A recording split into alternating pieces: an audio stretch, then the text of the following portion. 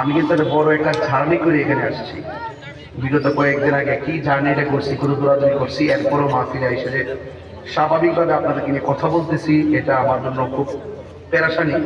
এরপরও ভালো লাগছে আপনাদের মহব্বত ধৈর্য দেখে। আপনারা সত্যি করে একটা কথা বলুন, আমি কি কোরআন সুন্নাহ এবং প্রয়োজনীয়তার বাহিরে কি একটা কথা বলছি? জি না। শুরু থেকে আমি প্রায় 1.5 ঘন্টা 20 মিনিট কাছাকাছি তাফসীর করে গেছি। কোরআনের উপরে কি কথা বলতে বলতে গেছি। যেহেতু রমজান মাস, এখানে আর কি কথা আছে? কত তো একটাই মাহে রমজান, কোরআন তেলাওয়াত করি, আল্লাহর শান, এরই তো। আর কিছু আছে? এবং বুকে হাত দিয়ে বলতে পারবে যে আমি একটা লোকের বিরুদ্ধে কোন কথা বলছি? জি না। বলতে পারবে?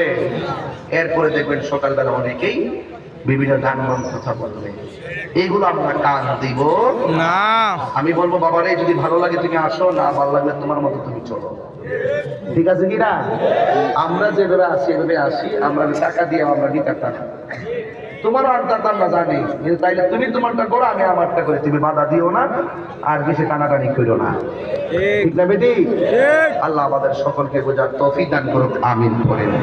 আসসালামু আলাইকুম ওয়া রাহমাতুল্লাহি ওয়া বারাকাতুহু। اللهم آمين. الصلاة والسلام عليك يا رسول